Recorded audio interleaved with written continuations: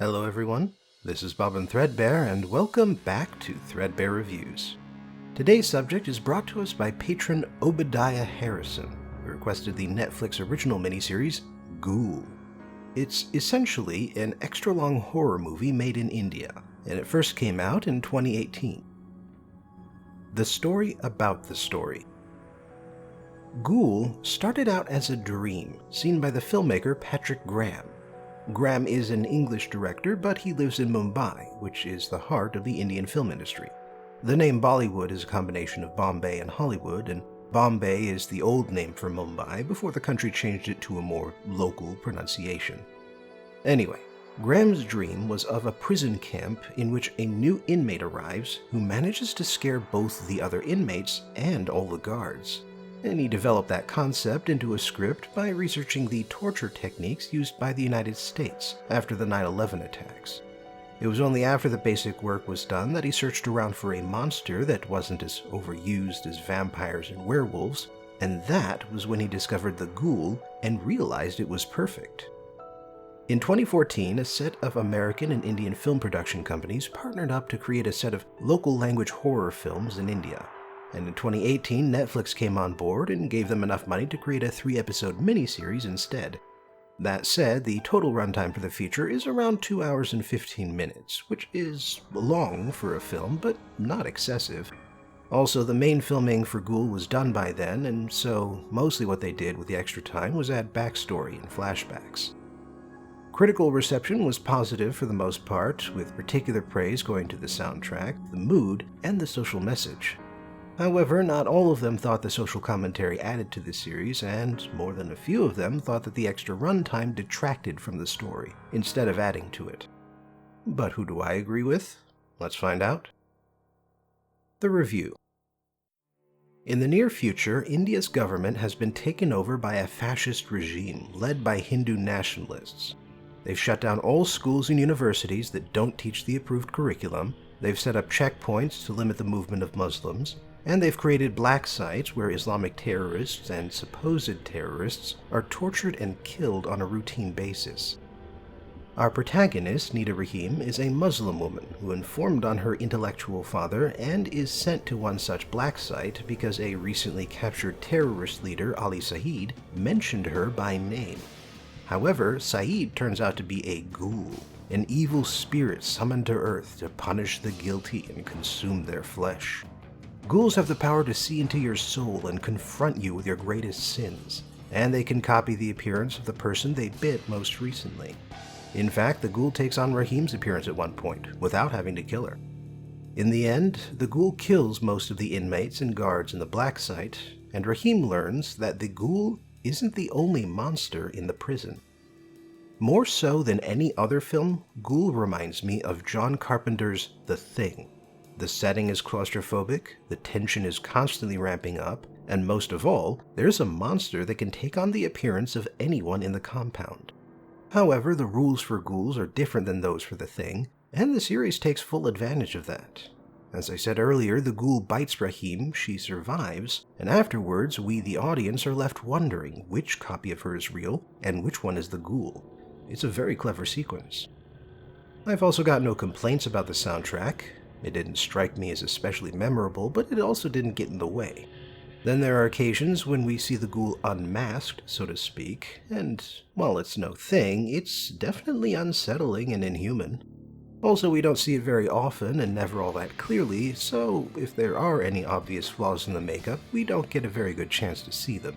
And that's also to the show's credit. As for the social commentary, I don't know why any critic would consider it to be superfluous or distracting.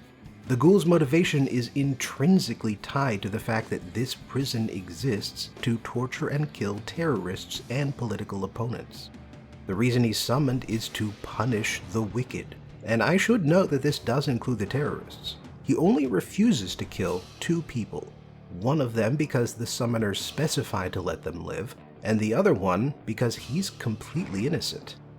While the ghoul is an Arabic monster summoned by a Muslim, he does not distinguish between his targets based on religion. Now, there is some issue with certain characters acting irrationally. The second in command of the prison is very stubborn in her refusal to accept any sort of supernatural explanation for what's going on in the prison, but in her defense, she never sees a supernatural occurrence herself, which makes it easier for her to believe that the stress of the situation and a mole among the guards are responsible for everything. Rahid's actions make sense when you realize that she's young and hasn't completed her training yet, and all of the ghouls' actions make sense once you know what his instructions are. So while there may be some cliched moments in the series, I don't think it's bad enough to detract from the story. All in all, I liked Ghoul, and I'd recommend it as a horror story worth watching. I should also add that it's available both dubbed into English and in the original Hindi with English subtitles. The analysis.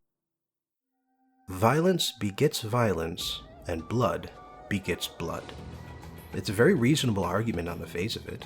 Your people, your nation, your very way of life is under attack from outsiders, or even worse, from traitors who seek to destroy the greatness that you have achieved. So what's the best response? Anything. Everything. You are defending yourself and all those you care about. You can leave nothing off the table. You must destroy the others, lest you be destroyed yourself. But wouldn't you know it, soon enough those enemies of yours have realized that they too are in an existential conflict, and that they too must do anything and everything they can to preserve their lives and their people. And if their power isn't equal to yours, then what they will do is attack with whatever form of violence they can lay their hands on, and use it on whichever targets they can reach. And when that makes you mad, well, you'll do the same thing. Except that you have more violence at your disposal, and your reach is longer. And so to prevent violence in the street, you will commit far worse violence in the shadows. All in the name of peace. All because there is no other way. There is a fundamental difference between state terrorism and anti-state terrorism, which is that anti-state terrorists are punching up, while state-sponsored terrorists are punching down. And that is what Ghoul is about. Interrogators have known for centuries that torture doesn't work as an interrogation technique. Pain is a strong motivator, but it's too strong to be effective. The person being tortured won't tell you the truth, they'll tell you whatever you want to hear. And in the moment they say it, they may be so desperate that even they believe the lies. What you actually get out of torture is a sense of control, a sadistic glee at seeing someone else in pain, and the satisfaction of vengeance, of seeing someone suffer because you at least believe that they caused you suffering. There is nothing righteous about torture. It is nothing more than revenge and the worst of all ways to gain pleasure.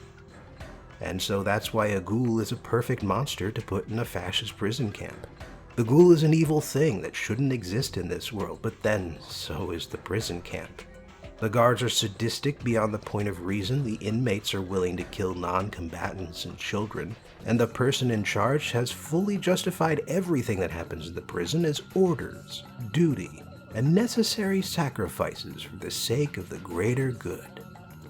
At the very end of the series, Nida Rahim points a shotgun at the prison's warden, but isn't sure whether he's the real person or the ghoul.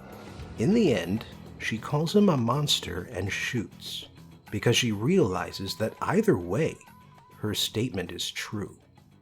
Thanks for joining me again for today's Threadbare review, and I hope I'll see you next time. Until then, please remember to like, share, and subscribe, and if you have a little extra money to spare, you can support me on Patreon. Link in the description.